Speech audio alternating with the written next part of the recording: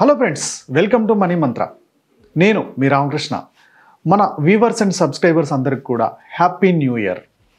So ప్రతి సంవత్సరం మనం కొన్ని రెజల్యూషన్స్ తీసుకుంటూ ఉంటాం. ఈ రెజల్యూషన్స్లో మంత్ ఎండింగ్కి వచ్చేవరకు దాదాపుగా 14% జనాలు మాత్రమే మంత్ ఎండింగ్ వరకు చేస్తున్నారు. చాలా సర్వేల్లో ఇయర్ ఎండింగ్కి వచ్చేవరకు జస్ట్ 1% మాత్రమే చేస్తున్నారు. ఇలా ప్రతి సంవత్సరం ఒక రెజల్యూషన్ పెట్టుకోవడం, దాన్ని ఆగిపోవడం, తర్వాత లైఫ్ రొటీన్ అయిపోవడం ఇలా జరుగుతూ ఉంటుంది కదా. కానీ మనం రిజల్యూషన్స్ పెట్టుకొని దాన్ని సక్సెస్ అవ్వాలంటే సో మన హ్యాబిట్స్లో ఈ మార్పులు అనేది కామన్ చేసుకున్నప్పుడు, ఓకే, ఇవి మన లైఫ్ రొటీన్లో అయినప్పుడు నెమ్మదిగా ఈ హ్యాబిట్స్ వల్ల మన లైఫ్ సక్సెస్ బాటలో వెళ్తుంది. మీ రిజల్యూషన్స్ కూడా జస్ట్ మధ్యలో బ్రేక్ అవ్వకుండా కంటిన్యూ అవుతాయి అన్నమాట. ఓకే, సో దానికోసం అని నేను దాదాపుగా ఒక 20 హ్యాబిట్స్ గురించి ఎక్స్ప్లెయిన్ చేయబోతున్నాను. ఈ 20 హ్యాబిట్స్ మీరు ఫైనాన్షియల్గా ఎదగడానికి, ఓకే, మీరు లైఫ్లో మీ రిలేషన్షిప్లో కూడా స్ట్రాంగ్ అవ్వడానికి, పిల్లలతోటి ఫ్యామిలీతో హ్యాపీగా ఉండడానికి, మీరు ఆరోగ్యంగా కూడా చాలా హెల్తీగా ఉండడానికి, సొసైటీలో మంచి పేరు రావడానికి ఈ హ్యాబిట్స్ అన్ని మీకు హెల్ప్ అవుతాయి. ఓకే, సో ఈ హ్యాబిట్స్ అని ఒక్కొక్కటి చూసేద్దామా.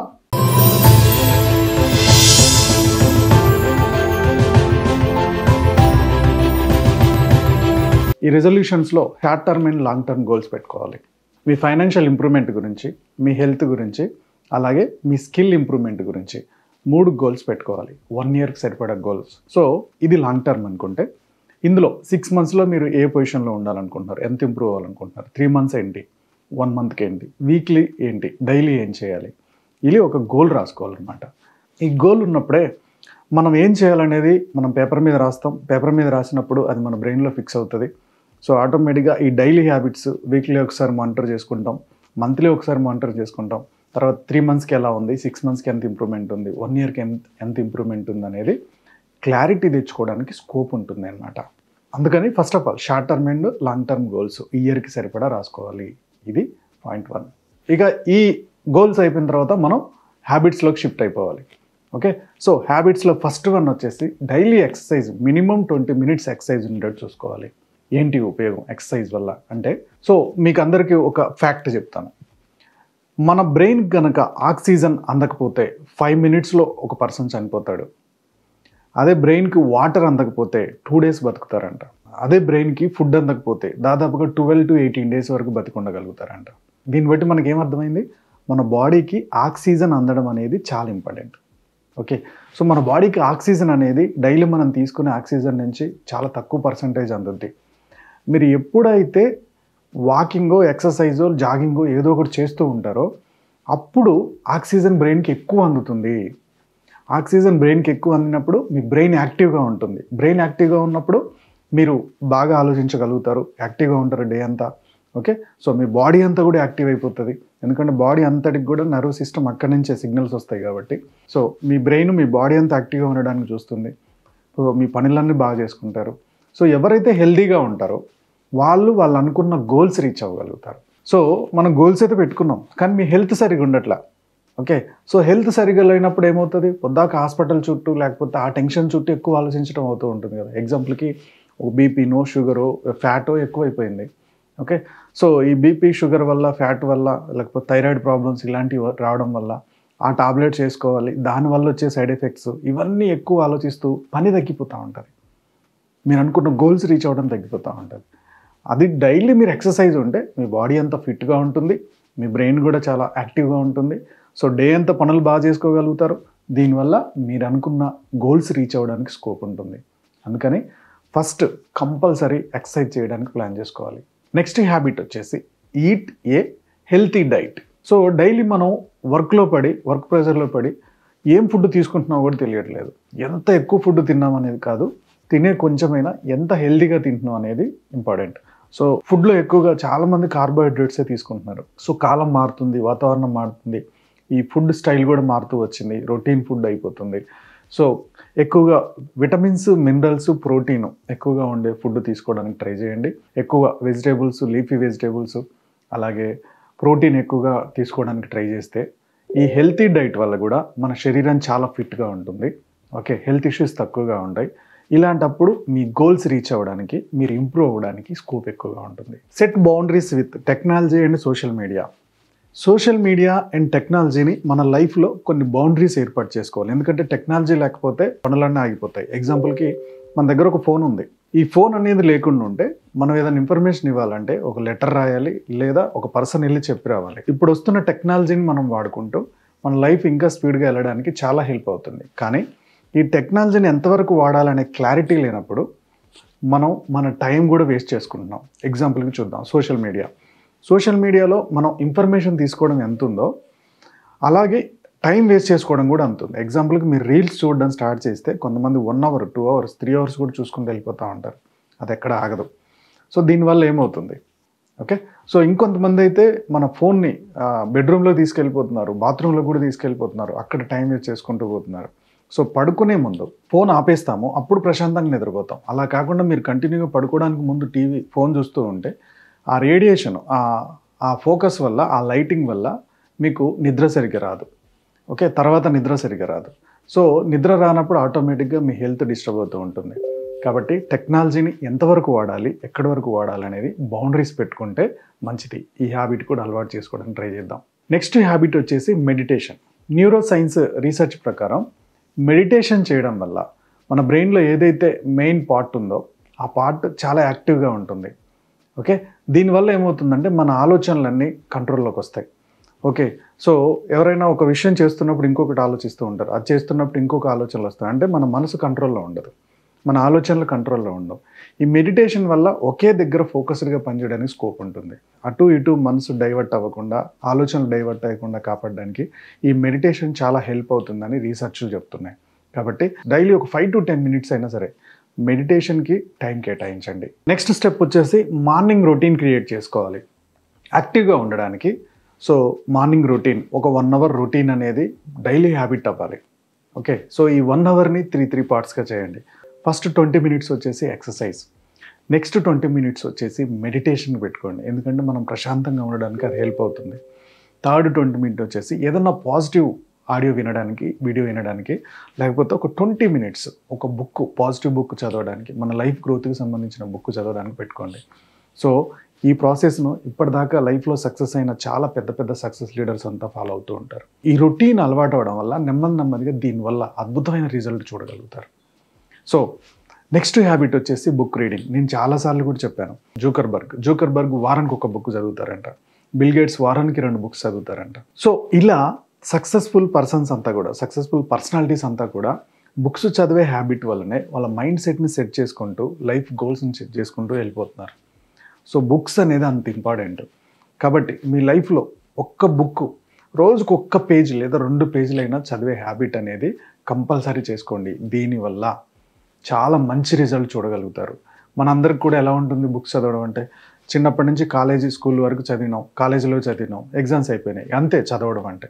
ఆ ఎడ్యుకేషన్ అంతా కూడా మనం జాబ్లో సెటిల్ అవ్వడానికి. కానీ లైఫ్లో ఎప్పటికప్పుడు అప్డేట్ అవ్వాలి అంటే ఖచ్చితంగా ఈ రీడింగ్ హ్యాబిట్ ఉండాలి. లైఫ్ లాంగ్ మనం చదువుకుంటూనే వెళ్ళాలి. ఎప్పుడైతే మంచి బుక్స్ చదువుతూ ఉంటామో మంచి నాలెడ్జ్ గెయిన్ అవుతుంది. వాటిని ఇంప్లిమెంట్ చేసుకుంటూ మన లైఫ్ని సక్సెస్ చేసుకోవచ్చు అన్నమాట. Focus on 1 task at a time. ఫోకస్డ్గా ఒకే పని చేయండి. అంటే ఇండైరెక్ట్గా మల్టీటాస్కింగ్ వల్ల చాలా వరకు అన్ని పనులు సగమే అవుతాయి. ఏదైనా ఒకటి అవుతుంది, మిగిలిన పని ఆగిపోతూ ఉంటాయి. సో అందుకని ఒకే టైంలో ఒకే పని ఫోకస్డ్గా చేయండి. సో ఈ ఫోకస్గా చేయడం వల్ల మిగిలిన పనులన్నీ కూడా స్టెప్ బై స్టెప్ కంప్లీట్ చేయడానికి స్కోప్ ఉంటుంది. చాలా రీసెర్చ్లు ఏం తెలిసిందంటే, 100 మంది మల్టీటాస్కింగ్ పెడితే అందులో 5-6 చేయగలుగుతున్నారు. మిగిలిన 95% జనాలు ఈ మల్టీటాస్కింగ్ వల్ల ఆ పని పూర్తిగా చేయట్లేదు, ఈ పని పూర్తిగా చేయట్లేదు. ఇలాంటి హ్యాబిట్ ఉందంటే ఆపేయండి. ఒకే పనిని ఫోకస్డ్గా చేస్తూ ఉన్నప్పుడు నెమ్మదిగా మీరు ఏదైతే గోల్స్ పెట్టుకున్నారో ఆ గోల్స్ కూడా చాలా ఫోకస్డ్గా చేసుకునే హ్యాబిట్ స్టార్ట్ అవుతుంది అన్నమాట. నెక్స్ట్ హ్యాబిట్ వచ్చేసి take time for breaks. So మీరు పని చేస్తున్నప్పుడు ఖచ్చితంగా ఒక 1 hourకి ఒకసారి ఒక 5 to 10 minutes అయినా బ్రేక్ తీసుకోండి. దీనివల్ల ఏమవుతుందంటే నెక్స్ట్ అవర్లో మీరు ఇంకెక్కువగా ఫోకస్డ్గా పనిచేస్తారు. ఓకే, సో ఇంకా మీ ప్రొడక్టివిటీ పెరగడానికి స్కోప్ ఉంటుంది, మీ పనిలో ఇంప్రూవ్మెంట్ జరగడానికి స్కోప్ ఉంటుంది అనమాట. ఇది చాలామంది సక్సెస్ పర్సన్స్ ఫాలో అవుతున్నారు. ఎగ్జాంపుల్కి మార్క్ జూకర్బర్గ్ 90-20 రూల్ ఫాలో అవుతారు. 90-20 రూల్ అంటే 90 minutes కనుక పని చేస్తే ఒక 20 minutes బ్రేక్ తీసుకుంటారు. సో దీనివల్ల ఎక్కువ పని చేయగలుగుతున్నాం, ప్రొడక్టివిటీ పెరుగుతుంది. నెక్స్ట్ హ్యాబిట్ వచ్చేసి గెట్ ఎనఫ్ స్లీప్. మినిమం 7 నుంచి 8 hours నిద్ర ఉండేటట్టు చూసుకోండి. ఈ నిద్ర ఉండడం వల్ల ఏమవుతుందంటే బాడీ అంతా రీసెట్ అవుతుంది. సో బాడీ రీసెట్ అయిపోయినప్పుడు తెల్లారి మీరు లేసి ఎక్సర్సైజ్ చేయడం కానీ, వాకింగ్ చేయడం కానీ, మెడిటేషన్ కానీ ఇవన్నీ చేస్తే డే అంతా యాక్టివ్గా ఉంటారు. సో మీరు డైలీ ఎక్సర్సైజ్ చేస్తున్నారు, వాకింగ్ చేస్తున్నారు, కానీ పర్ఫెక్ట్గా నిద్ర లేనప్పుడు మీ బాడీలో ఆర్గన్స్ అన్ని రీసెట్ అవ్వవు. రీసెట్ అవ్వనప్పుడు మీరు యాక్టివ్గా ఉండరు. యాక్టివ్గా ఉండనప్పుడు ఆటోమేటిక్గా మీ ప్రొడక్టివిటీ మీద దాని ప్రభావం చూపిస్తుంది. కాబట్టి స్లీప్ అనేది చాలా ఇంపార్టెంట్. మనకి ఆక్సిజన్, వాటర్, ఫుడ్ ఎంత ఇంపార్టెంటో స్లీప్ అనేది కూడా అంత ఇంపార్టెంట్. నెక్స్ట్ హ్యాబిట్ వచ్చేసి ఫైనాన్షియల్ నాలెడ్జ్ ఇంప్రూవ్ చేసుకోవాలి. రాబర్ట్ కియోసాకి ఏం చెప్తారంటే, instead of working for money you can become financially free only by making it for you. So మనం డబ్బు కోసం పనిచేయడం కన్నా డబ్బు మన కోసం పనిచేసేటట్టు తయారవ్వాలి అంటారు. ఇదంతా దేనివల్ల జరుగుతుంది? ఫైనాన్షియల్ నాలెడ్జ్ వల్ల పెరుగుతుంది. సో ఫైనాన్షియల్ నాలెడ్జ్ కనుక మనం ఇంప్రూవ్ చేసుకుంటూ ఉంటే మనకి ఇన్కమ్ పెంచుకోవడానికి స్కోప్ ఎలా ఉంది, ఆ పెరిగిన ఇన్కమ్ని ఎలా సేవ్ చేయాలి, ఆ సేవింగ్స్ని ఎక్కడెక్కడ ఇన్వెస్ట్ చేయాలి, సో ఎన్ని రోజుల తర్వాత ఆ మనీ మన కోసం పనిచేస్తుంది, మనం ఆ రిటర్న్స్తో ఎలా లైఫ్ని ఫైనాన్షియల్ ఫ్రీడమ్ సాధించవచ్చు, ఇవన్నీ కూడా ఫైనాన్షియల్ నాలెడ్జ్ తెలుసుకోవడం వల్లనే వస్తుంది. సో మనకి సంపాదించడం మీద, ఇండియాలో చాలామంది సంపాదించడం మీద పెడుతున్న ఫోకస్ దాన్ని సేవ్ చేయడం మీద పెట్టట్లేదు. దాదాపుగా సంపాదించడం, ఎలా సంపాదించాలి, ఎంత సంపాదించాలి, ఇవన్నీ ఫోకస్ పెడుతున్నారు. కానీ దాన్ని సేవ్ చేసుకోవడం గురించి ఆలోచించే వాళ్ళు చాలా తక్కువ మందే ఉంటున్నారు అనేది చాలా సర్వేలు చెప్తున్నాయి. కాబట్టి ఈ సంవత్సరం నుంచి మనం ఆ నాలెడ్జ్ పెంచుకోవడానికి ట్రై చేద్దాం. Drink 3 to 5 litres water everyday. So పొద్దున్న నుంచి నైట్ పడుకునే లోపు మొత్తం మినిమం 3 నుంచి 4 లీటర్ల వాటర్ తాగేటట్టు క్యాలిక్యులేట్ చేసుకొని తాగండి. ఓకే, ఒక వాటర్ బాటిల్ మెయింటైన్ చేయండి. సో పొద్దున్న లేచిన దగ్గర నుంచి నైట్ అయ్యేంత వరకు ఎన్ని బాటిల్స్ తాగేస్తున్నాం అనేది ఒక క్యాలిక్యులేట్ చేసుకుంటూ తాగితే మీ బాడీకి కావాల్సిన వాటర్ అందుతుందన్నమాట. దీనివల్ల మీరు హెల్తీగా ఉండడానికి కూడా స్కోప్ ఉంటుంది. సో నెక్స్ట్ పాయింట్ వచ్చేసి ట్రావెల్ న్యూ ప్లేసెస్. ఇయర్లీ ఒక్కసారైనా సరే మీరు కొత్త ప్లేసులు చూడడానికి వెళ్ళండి.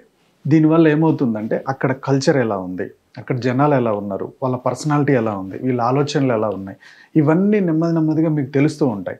ఇవి తెలుస్తున్న కొద్దీ సో మనం ఈ సొసైటీలో ఎలా ఉంటున్నాం, ఇంకా మనం ఏమి ఇంప్రూవ్ అవ్వచ్చు, సో వీళ్ళకన్నా మనం ఏం బెటర్గా ఉన్నాము, లేకపోతే ఇంకా ఏం బెటర్ చేసుకోవాలనే ఆప్షన్స్ మీకు చాలా అర్థమవుతూ ఉంటాయి. సో అందుకని దీనివల్ల ఏమవుతుందంటే మీ లైఫ్లో కూడా ఇంప్రూవ్మెంట్ చేసుకోవడానికి చాలా స్కోప్ ఉంటుంది, మీ ఫీల్డ్లో కూడా ఇంప్రూవ్ అవ్వడానికి చాలా స్కోప్ ఉంటుంది. కాబట్టి కనీసం ఇయర్లీ 1 or 2 అయినా సరే మీరు ట్రావెల్ చేయడానికి ప్లాన్ చేసుకోవాలి.